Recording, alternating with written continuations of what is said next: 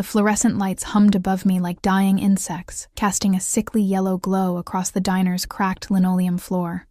My feet ached, a deep, throbbing pain that had become so familiar I barely noticed it anymore. 13 hours. 13 hours of carrying trays, forcing smiles, pretending the leering comments and single-dollar tips didn't chip away at whatever dignity I had left. I wiped down table 7 for the 3rd time, even though it was already clean. Anything to look busy. Anything to avoid Marcus's eyes from across the room. The night manager had been watching me lately, his gaze lingering too long, his fingers brushing mine when he handed me orders. I needed this job. I couldn't afford to lose it. The diner smelled of burnt coffee and fryer grease, a scent that had seeped so deep into my clothes, my hair, my skin, that I wondered if I'd ever smell like anything else. Outside, rain hammered against the windows, turning the neon signs across the street into bleeding watercolors of red and blue. "Sweetheart, can we get some service here or what?" I turned, my customer service smile already in place, and felt my breath catch. The corner booth, the one we usually reserved for late-night cops looking for free coffee, was occupied. Not by cops. By something else entirely. 3 men sat in the shadows, but my eyes fixed on the one in the center. He wore black. Expensive black. The kind of tailored suit that cost more than my annual rent. Even in the diner's harsh lighting, the fabric seemed to absorb light rather than reflect it. His shirt was crisp white, open at the collar, revealing a glimpse of olive skin and the edge of what looked like a scar, but it was his presence that hit me first. A weight in the air, a crackling electricity that made every instinct I possessed scream danger. I approached slowly, clutching my notepad like a shield. The 2 men flanking him were clearly security. One had a neck like a tree trunk and dead eyes that scanned the diner in methodical sweeps. The other was leaner but no less menacing, his hand resting casually near his waist where I could see the outline of something that definitely wasn't a phone. "Good evening," I said, my voice steadier than I felt. "What can I get you?" The man in the center lifted his gaze, and I forgot how to breathe. His eyes were dark, so dark they were almost black, and they held an intensity that felt like being pinned beneath a microscope. Sharp jawline, the shadow of stubble, and a mouth that curved into something that wasn't quite a smile. There was a cruelty there, barely leashed but also something else. Curiosity, maybe, or amusement. "Coffee," he said. His voice was low, accented. Italian, I thought, and it resonated in my chest like a plucked string. "Black." The man to his right ordered the same. The tree trunk one just grunted. I scribbled it down, my hand trembling slightly. "Anything else?" "Your accent," he said, those black eyes never leaving my face. "Where are you from?" My stomach tightened. I'd learned long ago that personal questions from customers rarely ended well, but something about the way he asked, direct, commanding, expecting an answer, made lying feel impossible. "Here," I said. "I was born here. But your parents?" My mother was Russian. I never knew him. Why was I telling him this? I pressed my lips together, angry at myself. He tilted his head, studying me like I was a puzzle. "Russian. Interesting. You speak it?" "Yes." "What else?" I blinked. "Excuse me? What other languages do you speak?" His tone wasn't conversational. It was an interrogation disguised as small talk. I should have lied, should have shrugged and walked away, but exhaustion had worn down my defenses, and something in his gaze demanded truth. 9, I said quietly. The diner seemed to stop. Even the hum of the fluorescent lights paused. The man's expression didn't change, but something flickered behind his eyes, surprise, quickly masked. 9 languages, he repeated, his voice soft but edged with something I couldn't identify. Then he laughed. A short, sharp sound that held no humor. A waitress in a place like this speaks 9 languages. Heat flooded my cheeks. Shame, anger, and something else I couldn't name. "Yes," I said, lifting my chin. "Russian, English, Spanish, Italian, French, German, Portuguese, Arabic, and Mandarin. Is there anything else you need, or should I get your coffee?" The words came out sharper than I intended. Professional suicide, probably, but I was too tired to care. His laugh died. The amusement in his eyes transformed into something predatory, something that made my pulse spike. He leaned back against the booth, his gaze traveling over me slowly. Not sexually, but analytically, like he was reassessing everything. "Dmitri," he said, switching to flawless Russian. "Check the kitchen. Make sure we're alone." The tree trunk man rose without a word and disappeared through the double doors. My heart hammered against my ribs. "You understand me?" he continued in Russian, a statement, not a question. "Yes." My throat felt dry. He switched to Italian. "And this?" Then Mandarin. "See." A question about the weather. I answered in Mandarin, my accent Beijing standard. His eyes narrowed. "Who are you?" "Just a waitress." My hands were shaking now. I clasped them behind my back. "No." He leaned forward, elbows on the table, and the movement was graceful and controlled. Everything about him was controlled. Waitresses don't speak 9 languages fluently. Waitresses don't have the discipline required for that level of linguistic mastery. "So I'll ask you again, who are you?" "Someone who needed to eat," I snapped, my fear crystallizing into defensiveness. "Someone whose mother dragged her across 6 countries chasing work that never lasted. Someone who learned languages because it was that or starve. Is that what you want to hear?" Silence stretched between us, thick and suffocating. I'd done it now, yelled at a customer. Marcus would fire me before the night ended. But the man didn't look angry. He looked fascinated. "What's your name?" he asked, back in English now. "Elena." "Elena." He rolled the syllables on his tongue like he was tasting wine. "Beautiful. Russian for light." "I know what my name means. Of course you do." That not-quite smile returned. "You're educated. Wasted here. I don't need your pity." "Good. I'm not offering any." He reached into his jacket, the security guard tensed, and pulled out a phone. Black, sleek, with a logo I didn't recognize. "I have a proposition for you, Elena." Every alarm bell in my head started ringing. "I'm not interested. You haven't heard it yet. I don't need to. Men like you don't make propositions to women like me unless men like me." His voice dropped to something dangerous. "What do you think I am?" I met his gaze, my heart in my throat. Dangerous. For a moment, neither of us moved. Then he smiled, a real smile this time, and it transformed his face from dangerous to devastating. "Smart girl," he murmured. "Yes, I'm dangerous. But I'm also someone who recognizes value when I see it. And you, Elena, who speaks 9 languages and works in a dying diner, are valuable. I'm not for sale. Everyone is for sale." He said it matter-of-factly, without judgment. "It's just a question of price, but I'm not trying to buy you. I'm offering you employment." "Doing what?" "Translation. Interpretation. Nothing illegal." The way he said it made me certain everything he did was illegal. Good pay. Better than this. I should have said no. Should have walked away. But rent was due in 3 days, and I had $17 in my bank account. "How much?" His smile widened. $5,000 a week. To start. The number hit me like a physical blow. 5,000. A week. That was more than I made in 3 months here. "Why?" I whispered. "Why me?" "Because you're invisible," he said simply. "People look at you, a waitress, exhausted, poor, and they see nothing. No threat. They talk freely around you, but you're not nothing, Elena. You're exceptional, and I collect exceptional things." The way he said it, collect, sent ice down my spine. Dmitri returned, nodding to his boss. All clear. The man stood, and I had to tilt my head back to maintain eye contact. He was tall, broad-shouldered, and moved with the confidence of someone who'd never been told no. "Think about it," he said, pulling out a card and setting it on the table, black, with a single phone number embossed in silver. "Call me when you're ready to stop wasting your potential." He turned to leave, his guards flanking him, when I found my voice. "I don't even know your name." He paused, glancing back over his shoulder. In the diner's dying light, with rain streaking the windows behind him, he looked like something from a nightmare, or a dream. "Dante," he said.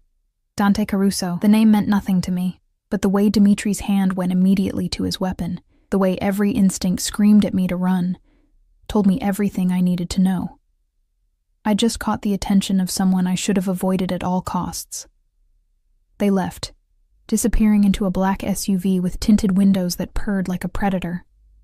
Through the window, I watched it glide away into the rain-soaked night, and I realized I was still holding the card. The weight of it felt heavier than paper should. Marcus appeared at my shoulder. Who were they? Just customers. I shoved the card into my apron pocket. They didn't order food, or pay for the coffee. I'll cover it.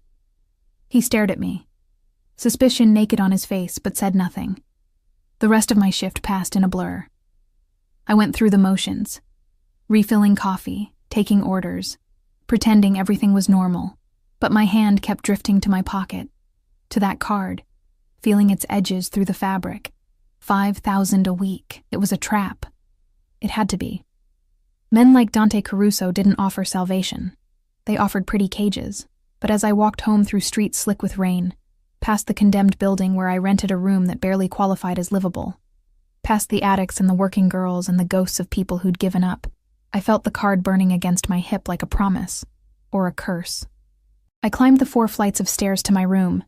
The elevator had been broken for months, and unlocked the 3 deadbolts I'd installed myself. Inside, the space was barely 10 by 10. A mattress on the floor, a hot plate, a mini fridge that buzzed incessantly. The bathroom was shared with 5 other tenants, and the walls were so thin I could hear every argument, every cry, every desperate transaction. This was my life. This was all I had. I pulled out the card and stared at it under the single bare bulb. Dante Caruso. I should throw it away. Should forget this ever happened. Instead, I found myself reaching for my phone, a cracked ancient thing that barely held a charge, and typing the name into a search engine. The results made my blood run cold. Dante Caruso, head of the Caruso crime family. Suspected involvement in everything from racketeering to arms dealing, multiple arrests, 0 convictions. Known for his ruthlessness and his uncanny ability to evade justice. A mafia boss. I'd been propositioned by a mafia boss. I dropped the phone like it had burned me, my hands shaking. This was insane. I couldn't. I wouldn't. My stomach growled, sharp and painful. I hadn't eaten since the stale bagel I'd grabbed 14 hours ago. Couldn't afford to. 5,000 a week. I looked around my room, at the water stain spreading across the ceiling, at the cockroach crawling lazily across the wall, at my reflection in the cracked mirror, gaunt, exhausted, disappearing. What did I have to lose? Everything, a small voice whispered. Your life, your soul, your freedom. But what freedom did I have now? What life was this? I picked up the phone and stared at the card for a long moment. Then, before I could talk myself out of it, I saved the number. Not to call. Not yet. Just to have. Just in case. I fell asleep that night with the card clutched in my hand and dreamed of black eyes and promises that tasted like poison and honey. When I woke the next morning, everything had changed. Someone had slipped an envelope under my door. My hands trembled as I picked up the envelope. It was thick, cream-colored, expensive. The kind of paper that whispered wealth. No name, no address, just the weight of it in my hands and the certainty settling in my gut like lead. I knew who it was from. Inside, I found cash. Crisp $100 bills still smelling of ink. I counted them twice, my breath catching. $5,000. Exactly. And a note, written in elegant script. Consider this in advance. You start tonight. A car will pick you up at 8 p.m. Wear something appropriate. D. My first instinct was anger. How dare he? How dare he assume I'd accept, that I could be bought, that... I looked around my room again, at the reality of my life. The anger died as quickly as it flared, leaving only exhaustion and a terrible, creeping sense of inevitability. I had 2 choices: return the money and continue drowning slowly in this existence, or take the lifeline offered by a man who collected people like art. I counted the bills again. $5,000, 3 months of rent, food. Medicine for the respiratory infection I'd been ignoring because I couldn't afford a doctor. My phone buzzed. A text from an unknown number. "The choice is yours, Elena. But choose quickly. Opportunity doesn't wait. How did he have my number? I'd never given it to him. Of course he had it. Men like Dante Caruso probably knew everything about me already. My address, my work history, my debts. The thought should have terrified me. It did terrify me. But it also spoke to something else. His interest was real. Calculated, yes, but real. I spent the day in a haze, moving through familiar motions that suddenly felt alien. I called in sick to the diner, the first time in 2 years, and Marcus's irritation crackled through the phone line. I didn't care. If tonight went the way I thought it would, I'd never set foot in that place again. The afternoon stretched endlessly. I used some of the cash to buy something appropriate. A simple black dress from a thrift store. Elegant, but not flashy. Heels that pinched, but made my legs look longer. I showered in the communal bathroom, scrubbing away the permanent scent of grease and desperation. When I looked in the mirror, I barely recognized myself. My dark hair, usually pulled back in a messy bun, fell in waves around my face. I'd used the last of my makeup to hide the shadows under my eyes. The dress hugged curves I'd forgotten I had. For the first time in years, I looked like something other than a ghost, but my eyes gave me away. Gray-green and haunted, they held the truth. I was walking into a trap, and I knew it. At exactly 8 p.m., a black Mercedes pulled up outside my building. Not the SUV from last night. This was sleeker, more refined, with windows tinted so dark they looked like obsidian. The driver who emerged wore a dark suit and an earpiece. He opened the back door without a word, his face professionally blank. I hesitated on the curb, my heart hammering. This was it, the moment of no return. What did I have to lose? I slid into the back seat, and the door closed behind me with a sound like a vault ceiling. The interior smelled of leather and something else. Cologne, expensive and subtle, with notes of cedar and something darker. The seats were butter soft, and classical music played softly from hidden speakers. Everything about the car spoke of wealth so profound it didn't need to announce itself. We drove in silence through the city. I watched my neighborhood disappear. The crumbling buildings, the street corners where I knew which dealers worked, which shifts, the bodega where I bought expired food at discount. We crossed into a different world, tree-lined streets, historic brownstones, windows glowing with warm light, offering glimpses of lives I'd only ever imagined. The car finally stopped in front of a restaurant I'd heard of, but never dreamed of entering, Vincenzo's. The kind of place where reservations required a 6-month wait and a last name that mattered. The driver opened my door. He's waiting inside, table at the back. I stepped out on shaking legs, the cool evening air raising goosebumps on my exposed skin. The restaurant's facade was understated elegance, a simple sign, warm light spilling from floor-to-ceiling windows, the murmur of sophisticated conversation. A maitre d' materialized as I approached. "Miss Elena?" He knew my name. Of course he did. "This way, please." He led me through the restaurant, and I felt every eye turn toward me. Not hostile, just curious. I didn't belong here, and everyone knew it. But I lifted my chin and followed, my heels clicking against marble floors. The back of the restaurant opened into a private room, separated by frosted glass, and there he was. Dante stood as I entered, and the gesture was so unexpectedly courteous it caught me off guard. He wore another black suit, this one even more impeccable than last night's, with a midnight blue tie that made his dark eyes seem even more penetrating. Elena. My name on his lips sounded like a caress and a claim. "You came." "You didn't give me much choice. There's always a choice." He gestured to the chair across from him. "Sit." It wasn't a request. I sat, hyper-aware of his gaze tracking my every movement. The table was set with crystal and china, a bottle of wine already breathing, and the space felt simultaneously intimate and suffocating. "You look beautiful," he said, and there was no flattery in his tone, just observation. "You said to wear something appropriate." I did. He poured wine into my glass, the movement fluid and practiced. "And you followed instructions. Good." The word rankled. "I'm not a dog." His lips curved. "No. You're much more interesting than a dog. He raised his glass. To new beginnings. I didn't touch mine. Why am I here? To discuss your employment. You already decided I'd accept. You sent the money. An advance, he corrected. You're free to return it and leave. The driver will take you home and you'll never hear from me again. He leaned back, studying me over the rim of his glass. But you won't.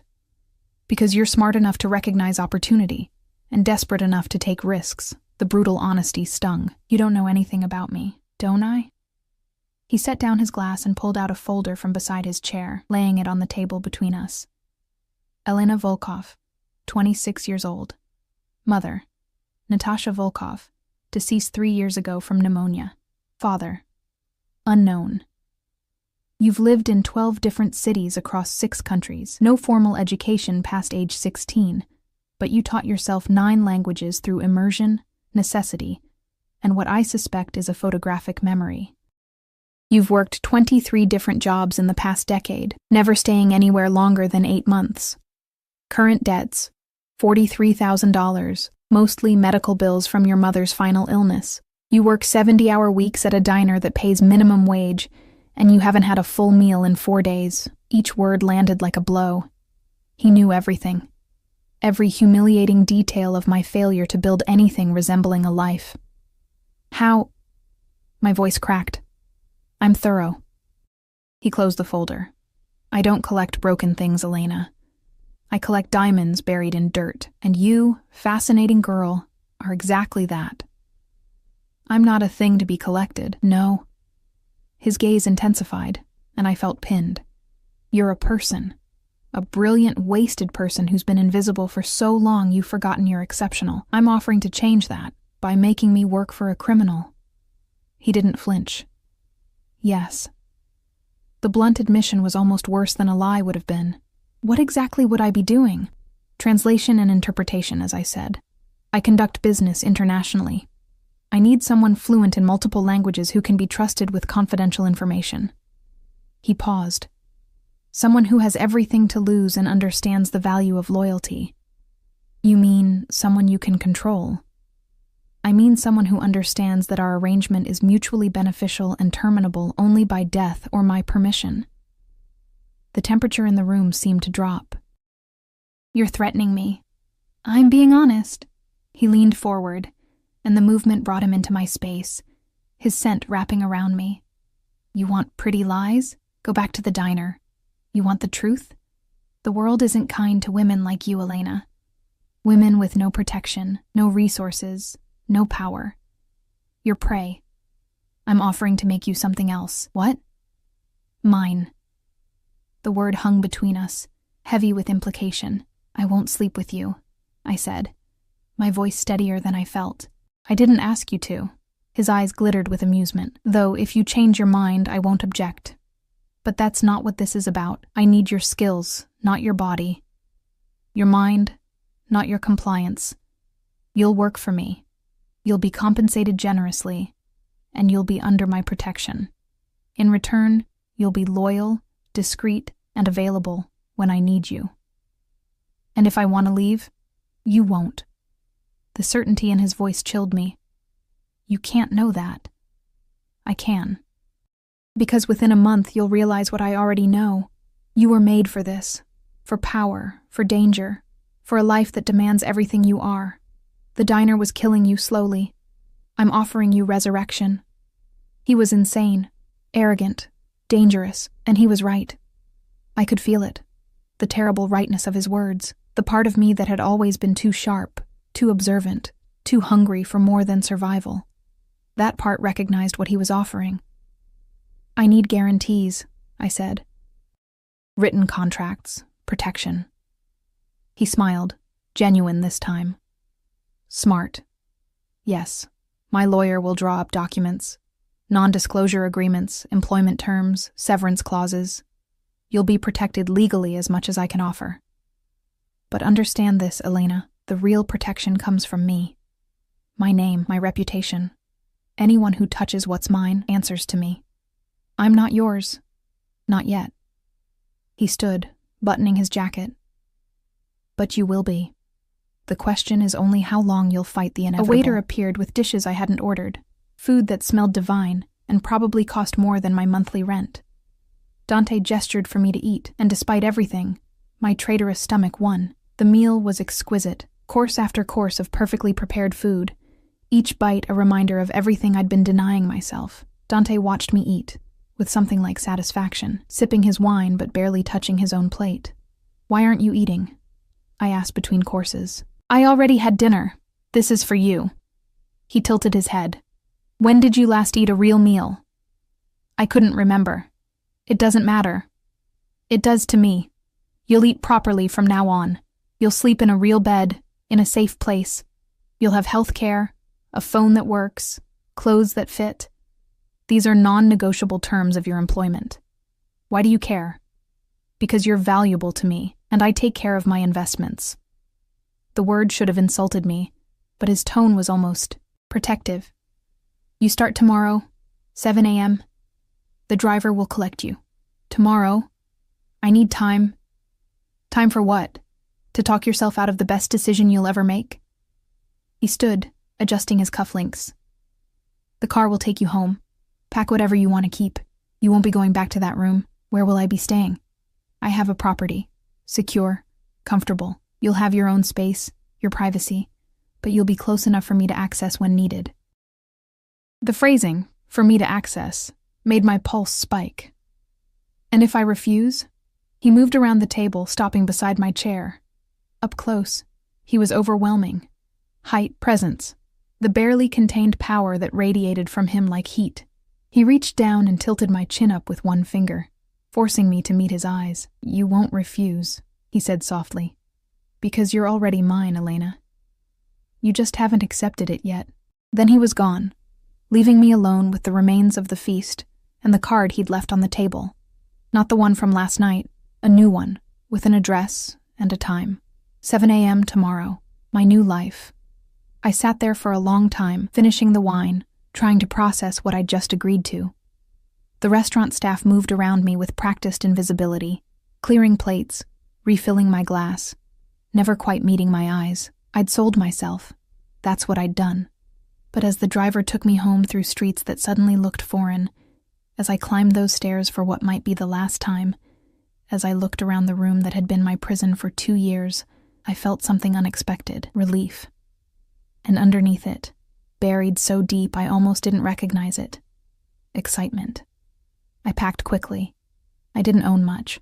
Clothes that barely fit, a few books in different languages, my mother's necklace. The essentials of a life lived in transit, ready to run at any moment. But I wouldn't be running anymore. I'd be walking straight into the fire. At 3 a.m., unable to sleep, I finally Googled Dante Caruso more thoroughly. The articles painted a picture of a man who was untouchable, feared, and absolutely ruthless. There were rumors of disappeared enemies, of territorial wars, of violence so calculated it bordered on artistry, and I'd just agreed to belong to him. The Mercedes arrived at exactly 6:45 a.m. I was already waiting on the curb, my pathetic collection of belongings in 2 garbage bags, all I owned in the world reduced to something you'd leave out for trash collection. A different driver this time, younger, with sharp eyes that catalogued me in seconds. He took my bags without comment and opened the door. I slid in, and this time, I wasn't alone in the back seat. Dante sat in the corner, dressed in charcoal gray today, looking like he hadn't slept, but somehow making exhaustion look elegant. A laptop was open on his knee, and he was speaking rapid Italian into a phone. His voice clipped and dangerous. I caught every word. Something about a shipment, a port, someone who'd made a mistake that would be corrected permanently. He ended the call and turned those black eyes on me. "You understood that. Not a question. A test." "Yes." And it's none of my business." I kept my voice level. "You said discretion was required." "I'm discreet." Something like approval flickered across his face. "Good. We're not going to the property yet. First, we handle practicalities." He closed the laptop and gave me his full attention, and the weight of it was suffocating. "You'll need proper identification, a new phone, a bank account in your name with appropriate funds, and clothes." "I have clothes." His gaze traveled over my worn jeans and faded jacket, No. You have rags. You represent me now. That requires a certain presentation. The casual dismissal of my possessions stung, but I couldn't argue. He was right. The car took us to a part of the city I'd never seen. The financial district, all steel and glass and money. We stopped at a private bank, the kind without signs or advertised hours. Dante escorted me inside, his hand at the small of my back, a touch that felt like ownership. Everyone knew him. The staff practically bowed. We were ushered into a private office where a banker in a suit that probably cost more than a car waited with papers already prepared. "Miss Volkov will be opening an account," Dante said, settling into a chair like he owned the building. Probably did. Set up with full access, international capabilities, and appropriate security measures. "Of course, Mr. Caruso." The banker, a woman in her 50s with silver hair and calculating eyes, smiled at me. "Miss Volkov, I'll need some identification and signatures." I pulled out my battered driver's license, embarrassed by the photo, by the expired date, by everything it represented. The banker didn't even blink. "We'll issue you a new debit and credit card. Mr. Caruso has already authorized an initial deposit. How much?" I asked. Dante answered before she could. 50,000. Your signing bonus. Your weekly salary will be deposited every Friday. $50,000. I'd never seen that much money in my life. The number didn't feel real. "That's too much," I whispered. "That's what you're worth." His tone left no room for argument. "Sign the papers, Elena." I did, my hand shaking. With each signature, I felt myself being drawn deeper into his world. Golden chains wrapping around me with my own consent. Next came a phone. Sleek, expensive, already programmed with numbers I'd need. Dante's was first. Of course. "You'll answer when I call," he said, handing it to me, day or night, immediately. "And if I'm asleep?" "Then you wake up." He leaned closer, his voice dropping. "You're mine now, Elena. That means I own your time, your skills, and your availability. Fight me on this and we'll have problems. Obey, and you'll find me quite generous." The word obey should have made me rebel. Instead, it sent a shiver down my spine that had nothing to do with fear. "Understood," I managed. "Good girl." The praise hit me harder than it should have. I looked away, hating the warmth that flooded through me. By the time we left the bank, it was nearly noon. The driver took us to a district I'd only ever window shopped in, boutiques with no price tags, stores where you needed an appointment just to browse. Dante led me into one, and immediately staff swarmed. He spoke to them in rapid Italian. I caught words like professional, elegant, and spare no expense. Then he turned to me. "I have business to attend to. They'll take care of you. Buy whatever you need. Clothes, shoes, accessories, everything. Don't worry about cost. I can't just..." "You can. You will." He checked his watch, a platinum piece that caught the light. "I'll collect you in 2 hours. Be ready."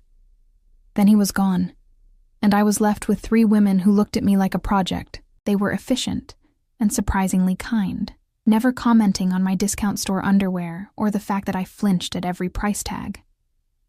They measured me, assessed my coloring, and brought out clothes I'd only ever seen in magazines. "Mr. Caruso has specific tastes," one of them said, an elegant woman named Sophia. "Classic, sophisticated, nothing too flashy. You'll need business attire mostly, but also casual pieces, and at least 2 evening gowns." "Evening gowns?" "You'll accompany him to events occasionally. Image matters in his world, which was now my world." I tried on what felt like hundreds of outfits. Tailored trousers, silk blouses, pencil skirts, cashmere sweaters, dresses in jewel tones that made my skin glow, heels that actually fit. When I looked in the mirror, I saw someone else, someone polished, professional, powerful, someone who could stand beside Dante Caruso and not look out of place. "Beautiful," Sophia said approvingly. "He'll be pleased." That shouldn't have mattered, but it did. By the time Dante returned, I had a wardrobe that would have taken me 10 years to afford. He walked in, surveyed the bags and boxes, then turned to me. I was wearing one of the new outfits. a cream silk blouse and black trousers that fit perfectly, paired with heels that made me 3 inches taller. His eyes darkened as they traveled over me, slow and assessing. "Perfect," he said quietly. "Exactly as I imagined. You imagined how I'd look? From the moment I saw you in that diner." He moved closer, adjusting the collar of my blouse with casual intimacy. I saw past the exhaustion and the rags. I saw this. What you were always meant to be. His touch burned. I stepped back, needing distance. "What happens now?" "Now, you see where you'll be living." The property was a brownstone in a neighborhood where security cameras watched every corner and police cars never patrolled because private security handled everything. Dante used a key card to open the gate, and we walked up to a building that radiated quiet wealth. "Top floor is mine," he said, leading me inside. "You'll have the 3rd floor. Self-contained apartment, 2 bedrooms, full kitchen, living space. The 2nd floor is offices and a gym. Ground floor is secured entry only." We took an elevator that required both a key card and a fingerprint. The whole building hummed with expensive silence. Thick walls, soundproofing, the kind of security that cost more than most people's houses. My apartment was beautiful. Hardwood floors, high ceilings, windows that overlooked a private garden. The furniture was modern but comfortable, and everything was in shades of cream and gray. Neutral, elegant, anonymous. "You can redecorate however you like," Dante said, watching me explore, "but this should serve for now. Your clothes will be delivered within the hour. I've stocked the kitchen with basics, but there's a meal service available if you prefer." I turned to face him, overwhelmed. "Why are you doing all this? I told you. You're valuable to me." "No." I shook my head. "This is more than just employment. The clothes, the apartment, the money. This is..." "What?" He moved closer, crowding me against the window. "Excessive? Controlling? A golden cage?" "Yes, good. You're starting to understand." His hand came up to cup my jaw, tilting my face toward his. "I don't do anything by half measures, Elena. When I want something, I take it completely, and I want you, your skills, your loyalty, your presence. So I'll give you everything you need to thrive, and in return, you'll give me what I require, and if I can't, you will." His thumb brushed my lower lip, and my breath caught. "Because you were made for this. For me, you just don't know it yet." He was so close I could feel his body heat, smell his cologne mixed with something darker. Danger and desire and inevitability. My heart hammered against my ribs. Fear and something else tangling together. "I'm not afraid of you," I whispered. "You should be." But he smiled as he said it, stepping back and breaking the spell. "Rest today. Tomorrow we start work, 7 a.m. Don't be late." He left, and I stood there trembling, my new phone heavy in my pocket, and his touch still burning on my skin. I explored the apartment in a daze. The bedroom had a king-size bed with sheets that felt like silk. The bathroom had a tub big enough to drown in, and products I'd only ever stolen glances at in stores. The kitchen had a refrigerator full of fresh food, a wine rack stocked with bottles that probably cost hundreds. This was my life now. This luxury. This prison. This promise of something I couldn't quite name. I took a bath that night, sinking into hot water for the first time in years, and cried. Not from sadness exactly, but from the overwhelming strangeness of it all. Yesterday I'd been invisible, drowning slowly in poverty and exhaustion. Today I had $50,000 in a bank account and an apartment nicer than anything I'd dreamed of. And I belonged to a man who looked at me like I was simultaneously prey and treasure. My new phone buzzed. A text from Dante. "Sleep well. Tomorrow changes everything." I stared at the message for a long time, then typed back, "I'm already changed." His response was immediate. "Not yet, but you will be." I fell asleep in sheets that smelled of lavender, in a bed that didn't creak, in a silence so profound it felt like the world had stopped existing beyond these walls. And I dreamed of black eyes and promises that tasted like surrender. The next morning, I woke to sunlight streaming through windows I'd forgotten to curtain. For a moment, I didn't remember where I was. Then reality crashed back. The apartment, the job, Dante. I dressed carefully in one of my new outfits. A navy dress that hit just above the knee, paired with heels that were somehow both elegant and practical. I studied myself in the mirror and barely recognized the woman looking back. Professional, polished, powerful, his. At exactly 7 a.m., there was a knock on my door. I opened it to find Dimitri, the tree trunk security guard from the diner, waiting with an impassive expression. "Mr. Caruso is ready for you," he said in heavily accented English. "4th floor, conference room." I followed him up another flight of stairs. The elevator apparently wasn't for staff use, and entered a space that looked like something from a corporate thriller. Glass walls, a massive table, screens on every surface, and at the head of it all, Dante. He looked up as I entered, and something predatory flashed in his eyes. Punctual. Good. He gestured to the chair beside his, not across from him, beside him. "Sit. We have a call in 5 minutes with associates in Moscow. You'll translate." Just like that? No preparation? "You speak Russian fluently. What preparation do you need?" He slid a folder toward me. Basic briefing. Names, positions, topics to be discussed. Read quickly. I scanned the documents, my heart racing. This wasn't theoretical anymore. This was real work, real consequences. The call connected, and faces appeared on the screen. Hard men with harder eyes, speaking rapid Russian about shipments and territories and problems that needed handling. And I translated. Every word, every nuance, every threat carefully coded in business language. Dante listened, occasionally asking questions in English that I converted, his hand resting casually on the table near mine, close enough to remind me of his presence, never quite touching. The meeting lasted 2 hours. When it ended, Dante leaned back and studied me. "You did well." "Thank you." "Don't thank me. You earned your salary today, but we're not done." He stood, buttoning his jacket. "We have another meeting in an hour, this one in person. Italian associates. They're difficult." "How difficult?"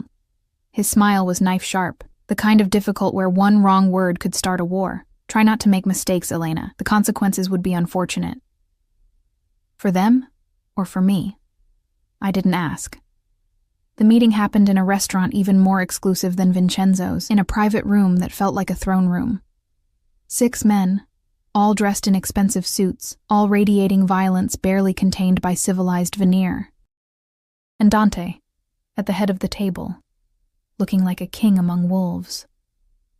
I sat beside him, my tablet ready, my heart in my throat. The conversation started cordially enough but quickly descended into veiled threats and power plays. I translated mechanically, keeping my face neutral, even as the words painted pictures of brutality that made my stomach turn. Halfway through, one of the men, a silver-haired man with a scar bisecting his eyebrow, turned to me. "You're very beautiful," he said in Italian. Where did Dante find such a treasure? I opened my mouth to respond, but Dante's hand landed on my thigh under the table, a warning, a claim. "Miss Volkov is my employee," Dante said, his voice casual but edged with steel. "And therefore under my protection. I trust you'll remember that, Salvatore." The threat was clear. Touch her, even with words, and die. Salvatore smiled, but his eyes went cold. "Of course, forgive me." The meeting ended shortly after, and as we left, Dante's hand never left the small of my back. Possessive, protective, terrifying. In the car, he finally spoke. "You handled that well." "He was testing you," I said, "through me." "Yes." He looked at me with something like approval. "And you understood that. Smart. They'll try again. They always do. But they know now. You're mine, and I protect what's mine. Even if I'm just an employee." His smile was dark. "Elena, we both know you stopped being just an employee the moment I saw you. The question is, when you'll admit it." 3 weeks passed in a blur of meetings, translations, and the slow erosion of the line between employee and something far more dangerous. I learned the rhythms of Dante's world. Early mornings, late nights, and the constant undercurrent of violence masked by business terminology. I translated conversations about shipments that were clearly weapons, investments that were money laundering, personnel issues that meant someone had betrayed him and would disappear. And through it all, Dante watched me. Not with suspicion, but with something worse, fascination laced with possession. He was everywhere. In the office adjacent to mine, his presence a constant weight. At dinner meetings where his hand would find my waist, guiding me, claiming me in front of men who looked at me like they wanted to devour me whole. In my thoughts, even when I was alone in my apartment, trying to convince myself I was still my own person. But the truth was becoming undeniable. I wasn't. I'd started dressing the way he preferred without being told. Elegant, sophisticated, professional. I answered his calls before the second ring. I anticipated his needs in meetings, having documents ready before he asked, knowing which language would serve best in each situation. I was becoming exactly what he wanted me to be. And the most terrifying part? I didn't hate it. The money was real. Weekly deposits that accumulated into wealth I'd never imagined. The safety was real too. No more walking home through dangerous streets. No more wondering if I'd have enough for rent. I lived in luxury, ate at restaurants where meals cost more than I used to make in a week, wore clothes that made me feel like someone worth looking at. But the cost was becoming equally real. "You're thinking too much," Dante said one evening.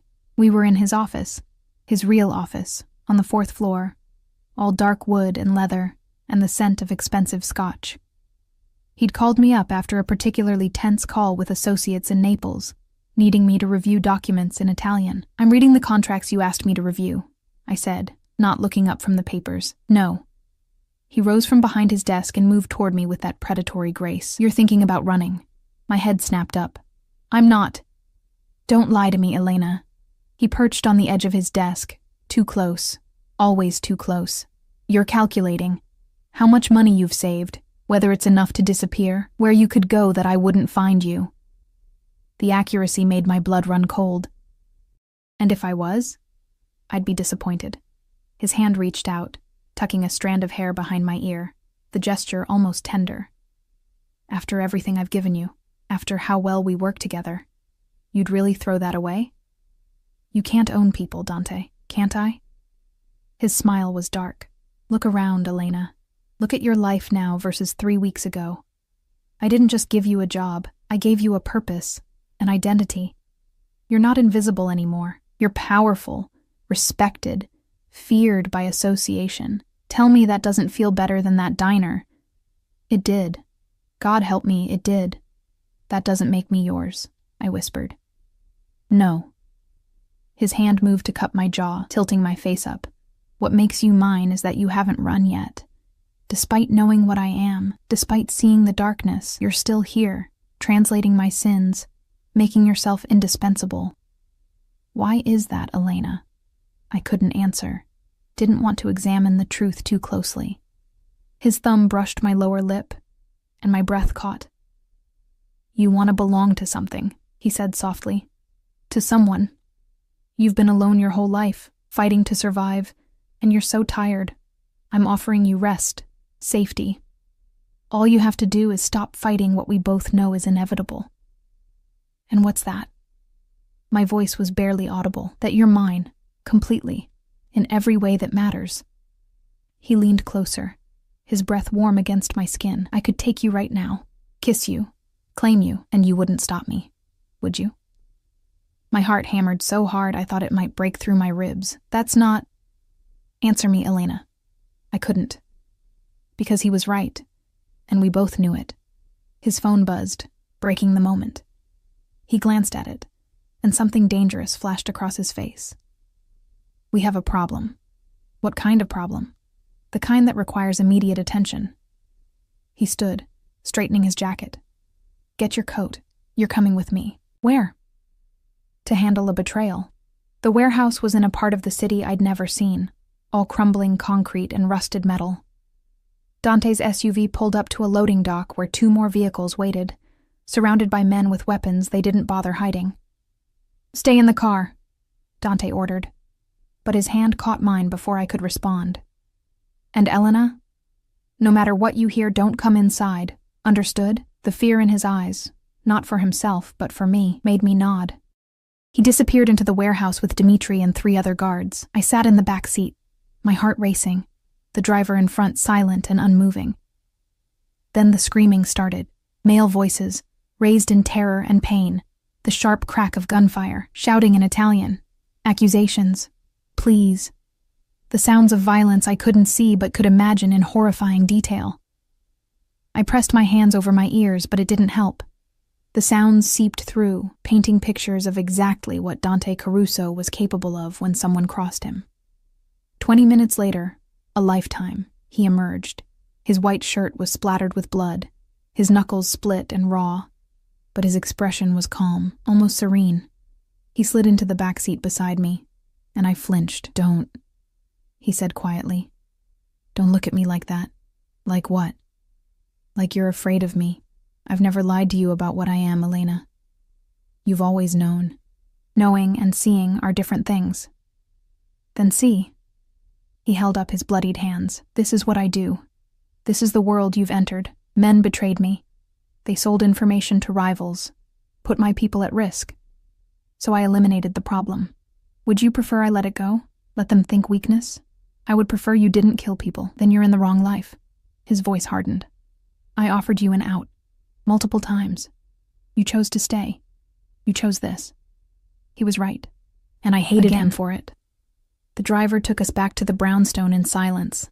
Dante disappeared into his apartment without another word, leaving me shaking in the elevator. I should have packed that night. Should have taken the money I'd saved and run as far as I could. Instead, I found myself standing outside his door at midnight, my hand raised to knock.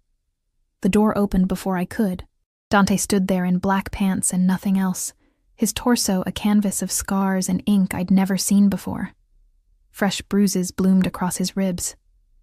"Elena," his voice was rough. "Go back to your apartment." "No. I'm not good company right now. I don't care." And I didn't. I couldn't explain what drove me here, only that being alone felt impossible. What happened in that warehouse was necessary. He turned away, leaving the door open. An invitation or a test. I followed. His apartment was all dark colors and leather, masculine and sparse. He poured himself scotch and drank it in one swallow, his back to me, tension radiating from every line of his body. "You should be afraid of me," he said finally. "After what you heard, after seeing the blood, I am afraid of you." He turned, and the rawness in his expression stole my breath. "Then why are you here?" "Because I'm more afraid of myself." The truth spilled out. Because I should be horrified, should be running. But instead I'm here, because you were right. I haven't felt this alive in years. And I hate that it takes darkness to make me feel real. He crossed the distance between us in 3 strides, his hands framing my face, his eyes searching mine. "Elena, don't." I pressed my fingers to his lips.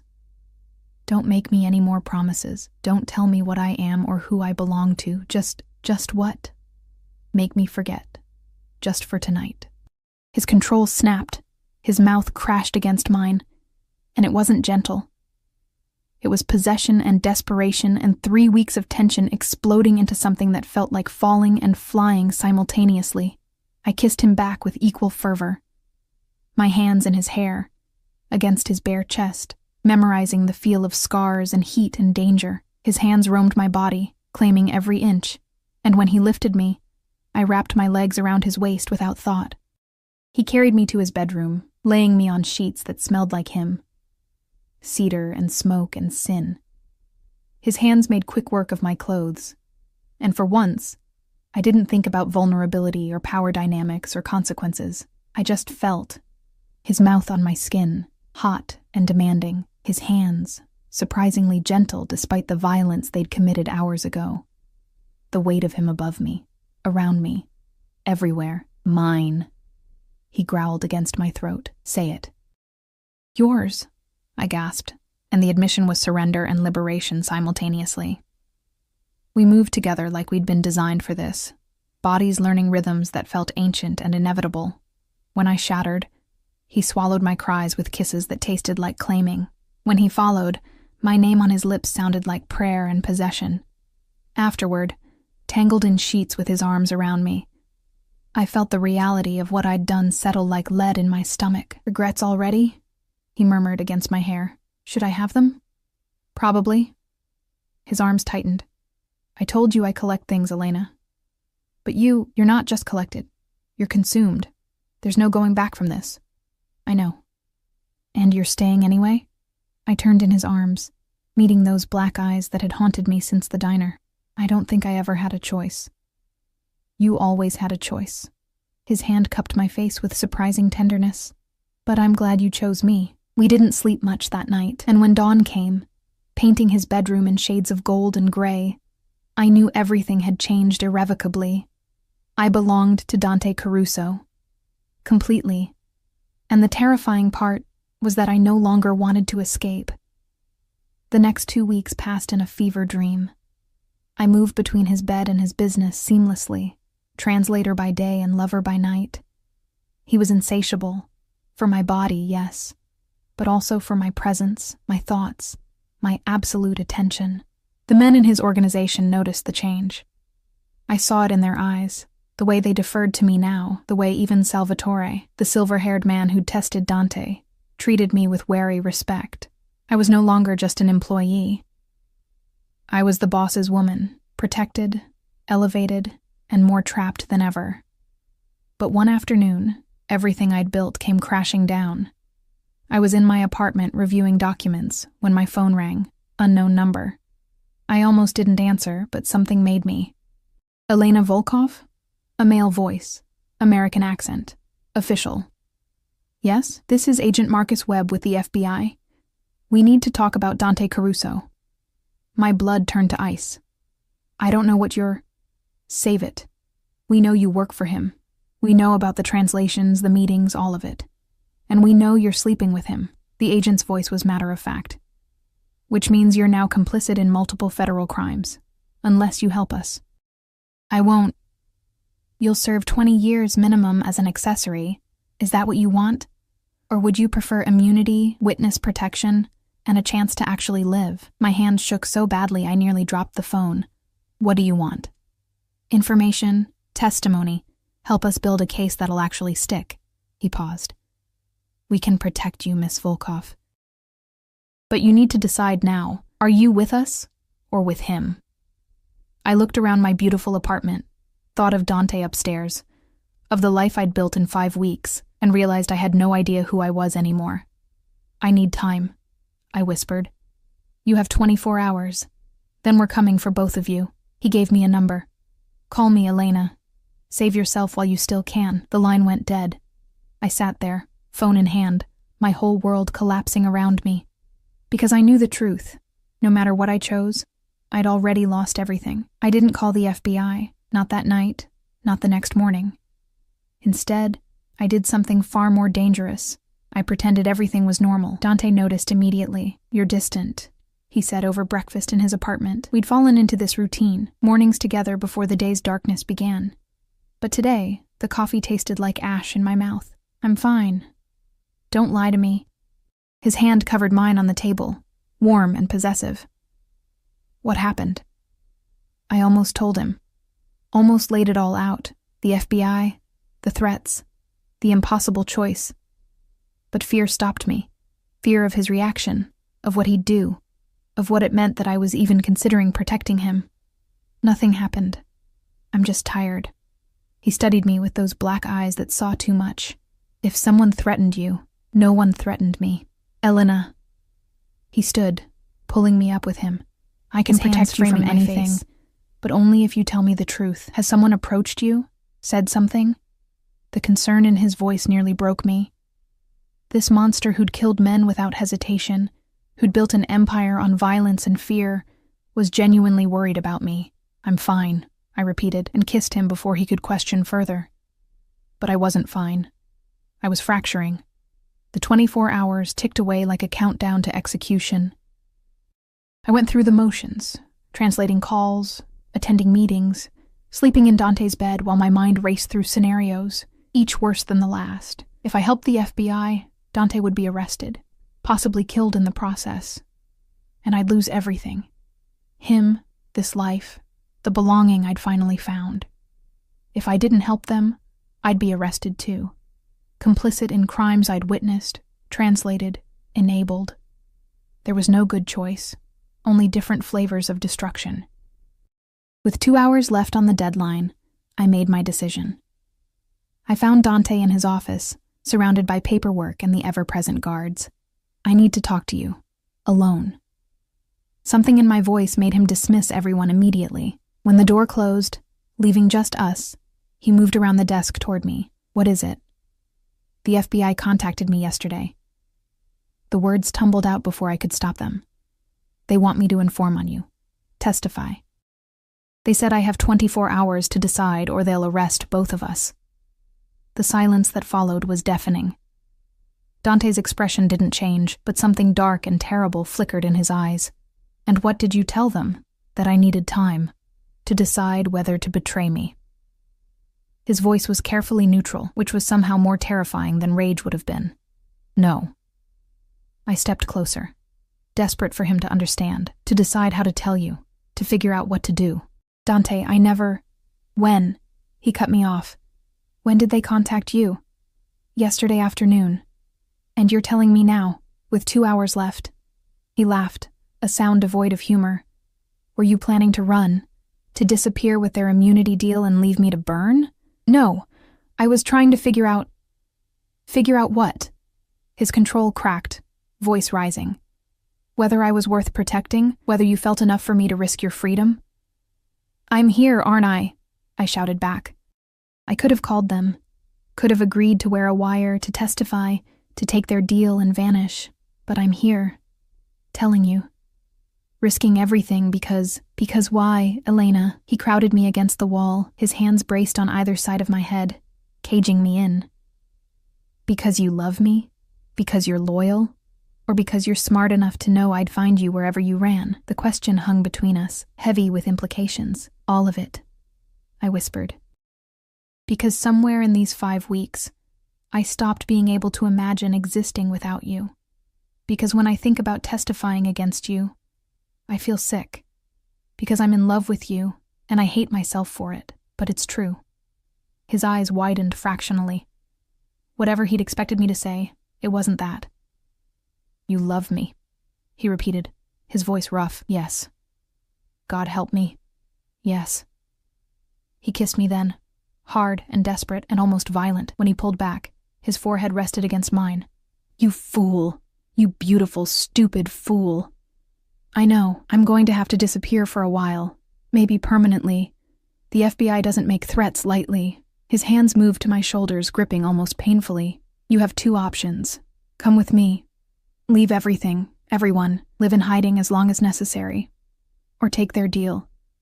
Immunity, protection, freedom. That's not freedom. It's more than you'll have with me. His voice softened. Elena, I'm offering you an out. One last chance. Take it. Save yourself. No. Elena? No, I repeated more firmly. I'm not leaving you. I'm not testifying.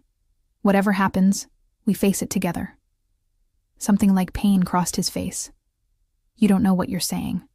Life on the run is better than life without you.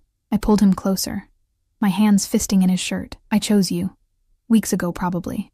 I chose danger over safety, darkness over light. I chose you, Dante, and I'm not taking it back now. He kissed me again, slower this time, like he was memorizing the taste of me. Then we run. Tonight. I have arrangements, safe houses, new identities, money they can't trace. We'll disappear. What about your organization? My brother will take over. He's been ready for years. Dante's hands cupped my face. I've been preparing for this possibility since I took control. The FBI thinks they're clever, but I've always been 3 steps ahead. The question was never whether I could escape. It was whether I'd have a reason to. And now you do? You're the only reason that matters. His thumb brushed my cheekbone. I love you, Elena. I've loved you since I saw you in that diner, drowning in a life too small for your brilliance. You're mine, yes, but I'm also yours, completely. Tears I'd been fighting spilled over. This is insane. Yes. He smiled, and it was real. Warm, almost boyish. But you wouldn't have it any other way. He was right. Again. The next few hours passed in controlled chaos. Dante made calls in rapid Italian and Russian, setting mechanisms in motion that had clearly been planned long ago. Money transferred to accounts I'd never heard of. Documents prepared. Transportation arranged. I packed what little I couldn't leave behind. My mother's necklace, the few books I treasured, the clothes Dante had bought me, everything else was abandoned. At midnight, we left. Not in the Mercedes or the SUV, but in a nondescript sedan driven by someone I'd never seen. Dante sat beside me, his hand never leaving mine, as we drove away from the city that had been both my prison and my salvation. "Where are we going?" I asked as city lights faded behind us. "A small town in Portugal first. Then we'll see. Depends on how hard they look for us." He kissed my knuckles. "I own a villa there. Nothing registered under my name. Purchased years ago through intermediaries. We'll be safe. And then we live. As quietly as people like us can." His eyes held mine. "No more empire. No more meetings with men who want me dead. Just us, Elena. Just this." It sounded like a dream, or a lie. But looking at him, at the man who'd upended my entire existence and made me choose love over freedom, I knew it was the only truth that mattered. We flew out on a private charter. No questions asked. No records kept. Dante had changed clothes, casual now. Jeans and a black sweater, looking more like a wealthy tourist than a mafia boss. I'd done the same. And together we looked like any couple escaping for a European adventure. Except for the gun I knew he carried, and the weight of everything we'd left behind. Portugal was beautiful, rolling hills, ancient architecture, the Atlantic stretching endless and blue. The villa was isolated, perched on a cliff overlooking the ocean, surrounded by olive trees and bougainvillea. It was paradise, and for the first few weeks, I almost believed we could make it work. We learned a new rhythm, mornings on the terrace, coffee and conversation in Portuguese, which I taught Dante properly. Afternoons exploring small villages where no one knew us, where we were just another couple in love. Evenings tangled together, making love with an urgency born from knowing how easily this could all disappear. Dante was different here, lighter. He laughed more, the hard edges softening in the Mediterranean sun. We cooked together, walked the beaches, made love under stars so bright they felt close enough to touch, happy. He asked one evening, as we sat watching the sunset paint the sky in shades of fire. Terrifyingly so, he pulled me closer. "I know what you gave up for me, your freedom, your safety, any chance at a normal life. I gave up a life I never wanted for one I chose." I turned to face him. "No regrets, Dante. Not one. Not even when you're old and still looking over your shoulder. Not even then." He kissed me, and it tasted like forever. But forever came with complications. 3 months into our new life, I realized I was late. Then I was sick. Then I took a test in our villa's bathroom while Dante was on a supply run into town. Positive. I stood there, test in hand, my entire world shifting on its axis again. A baby. Dante's baby. The child of a mafia boss and a woman who'd chosen exile over betrayal. When he came home, I was sitting on the terrace, the test hidden in my pocket, trying to figure out how to tell him. "Elena?" He dropped the bags, immediately alert. "What's wrong?" "I'm pregnant." The words hung in the air like a dropped bomb. Dante stood frozen, his expression cycling through shock, fear, and then something that looked like wonder. "You're certain?" "Yes." He crossed to me in 3 strides, dropping to his knees in front of my chair, his hands covering my still flat stomach. "A baby. Our baby." "Are you—" I couldn't finish the question. "Happy? Angry? Terrified?" "I'm everything," he said, his voice thick with emotion. "Terrified because I've brought a child into this life. Ecstatic because it's our child. Determined because now I have even more reason to keep you both safe." He looked up at me, and his eyes were wet. "Elena, I know." I threaded my fingers through his hair. "I'm scared too. But we'll figure it out. Together." He kissed my stomach, then my lips, then held me like I was the most precious thing in existence. The pregnancy changed everything and nothing. We stayed in Portugal, but Dante became even more paranoid about security. He hired guards, trusted men from his old organization who'd followed him into exile. We moved to a different property, more secure, more isolated. But we also built something real, a nursery painted in soft yellows and greens, baby clothes and books in 9 languages, plans for a future that felt increasingly possible. I grew round with our child, and Dante grew softer, his hands constantly on my belly, talking to our daughter. We found out at 5 months, in Italian and English and Russian. "She'll be brilliant like you," he said one night, his hand feeling our daughter kick. "Beautiful like you, strong like you, and ruthless like you," I teased. "God, I hope not." But he smiled. "I hope she gets the best of both of us and none of the darkness." "That's not how genetics work. Let me dream, Elena." Our daughter was born on a spring morning, 6 months after we'd fled. The birth was difficult, complications that required a hospital, risks that made Dante pace like a caged animal. But when it was over, when I held our screaming, perfect daughter, I saw tears on his face for the first time. "She's beautiful," he whispered, touching her tiny hand. "She's perfect. You're perfect." We named her Natasha, after my mother. Natasha Elena Caruso, born into exile but surrounded by more love than I'd ever imagined possible. Life settled into a new normal. Sleepless nights and dirty diapers and the overwhelming responsibility of keeping this tiny human alive. But also joy. So much joy it felt impossible that it came from such darkness. Dante was an attentive father, devoted and gentle and constantly amazed by our daughter. He sang to her in Italian, taught her Russian lullabies I'd taught him, held her for hours while I slept. We were a family, broken and strange and born from violence, but a family nonetheless. One evening, when Natasha was 6 months old and sleeping peacefully in her crib, Dante found me on the terrace watching the stars. "Thinking about what we left behind?" he asked, wrapping his arms around me from behind. "Sometimes. But mostly I'm thinking about what we have now." "Regrets?" "Never." I turned in his arms. "You offered me everything once, money, protection, power. But what you really gave me was this: purpose, belonging, love, a family. I gave you a life on the run. You gave me a life worth living." I kissed him softly. "I was drowning in that diner, Dante. Invisible and dying slowly. You saw me. You chose me.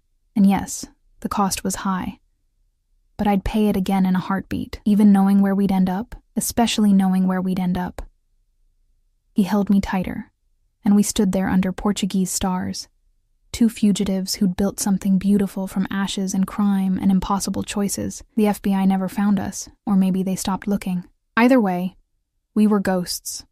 Elena and Dante Caruso, the waitress who spoke 9 languages, and the Mafia boss who loved her enough to give up everything. Years passed. Natasha grew into a brilliant, bilingual toddler who could switch between languages mid-sentence and had her father's eyes and her mother's mind. We stayed in Portugal, then moved to a small island off Greece, then to a village in the Italian countryside where no one asked questions and everyone minded their business. We lived quietly. Dante invested legitimately now.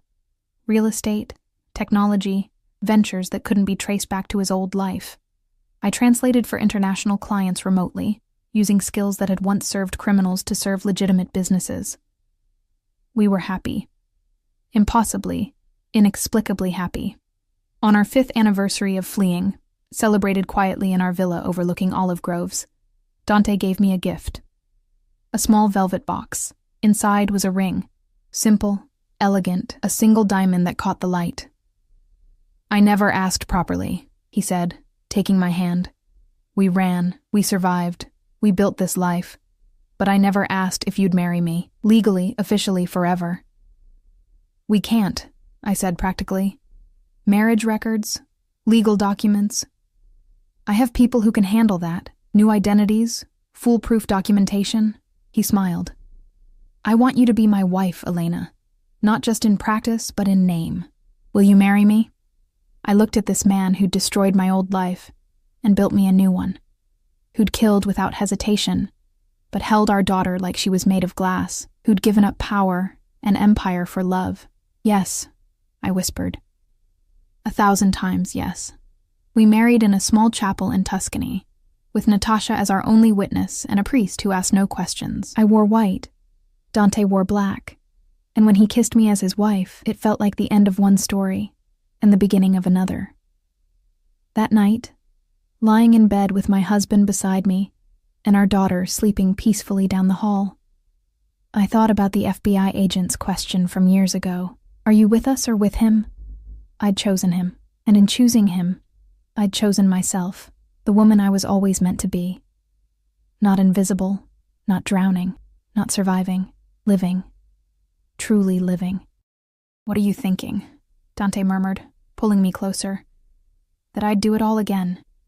The running, the hiding, everything. Every impossible choice, every dangerous moment, all of it, if it meant ending up here with you. He kissed my forehead, and I felt him smile against my skin. My Elena. My impossible, brilliant, beautiful Elena. I love you. I love you too.